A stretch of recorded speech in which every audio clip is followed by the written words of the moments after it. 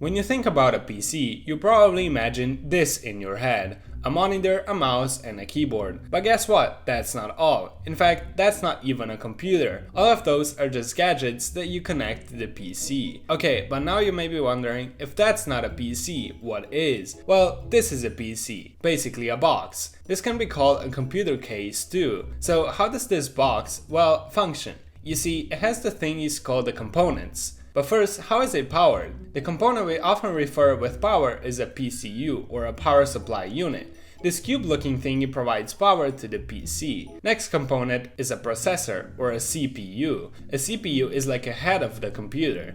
When you think or imagine something, that's your brain doing that. Well, the processor essentially does the same, so it works like a brain. Human brains don't measure speed, but for a PC that's necessary. So the processor is like thinking in speed. How is that speed measured? Frequency. In fact, unit of frequency called gigahertz. But how do you know which computer is faster, a low number of gigahertz or a high one? Well, as with everything, a higher number is better, and same goes for gigahertz.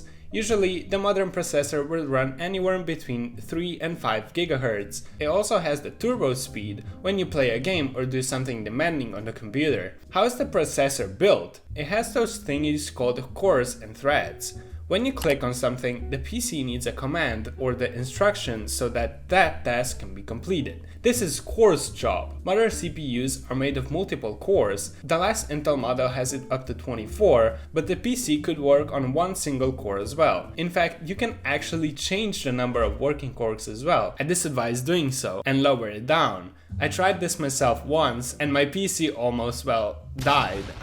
Great, so now you're doing clicking and doing lots of things at once. How does a processor handle that? Well, that's the thread's job. They help the cores to run multiple commands at once. Okay, so now that the processor is running, it's wasting energy and it's getting hot. How do we cool it down? With the fridge. No, really, it's just a PC cooler. Not cooler, this cooler. What this does is just making sure the CPU is not hot, so the PC doesn't just explode. But how does the PC, remember the data or, what you're Googling at the moment? Ever seen this stick-looking thingy? That's called the random access memory, or RAM. It's basically the same as the human short-term memory. The things you're thinking about right now, that gets stored in the short-term memory. With the PC, it's the same, except that it's stored in the RAM. What about the long-term memory though? How does it know where you save different things or memories? That's what the disks do. We know two types of disks: the slow ones, or the HDDs,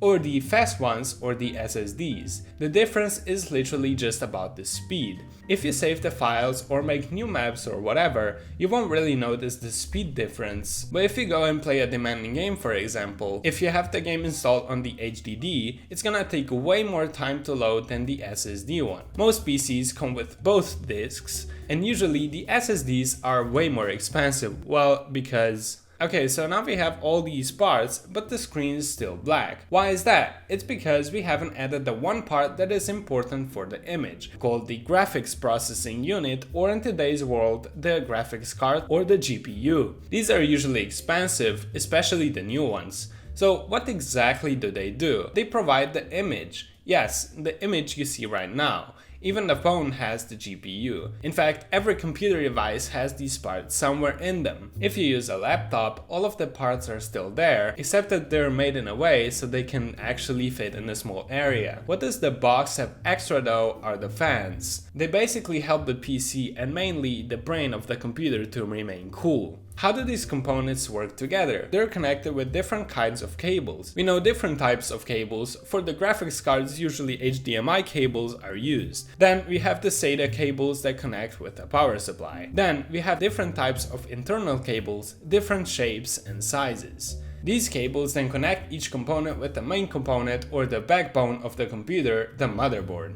How is it built? The motherboard has the processor socket which can hold the CPU, and then on top of that CPU there comes the fridge. It's installed on the CPU with a literal paste. Not this paste, but the thermal paste. It can hold heat. Then there are the PCI slots, which are used for the RAM sticks. There are also the PCIe times 16 or times 8 slots, which can hold the GPU itself. Other slots than that aren't really that important. It also has all these kinds of connectors. These are the holes you see on the back of the box. The little sticks that hold out are the pins. It's where you connect the cables so the entire thing works together. There are different sizes of motherboards as well. The standard ATX, the micro ATX, mini ITX, nano IDX, and the Pico ITX? The standard desktop PCs usually use the standard or the big motherboard, the micro or the mini one. How do you know which one fits for you? Well, that depends on the PC case itself. If you have the huge case, go ahead and buy the standard one or the ADX. Myself, I use the mini one. Great, you just learned how the computer works. Now, don't say it's hard to build one because it really isn't, and go build one yourself. Come on, it's literally cheaper than buying a pre-built one, so what are you waiting for? Also, while at it, subscribe if you want.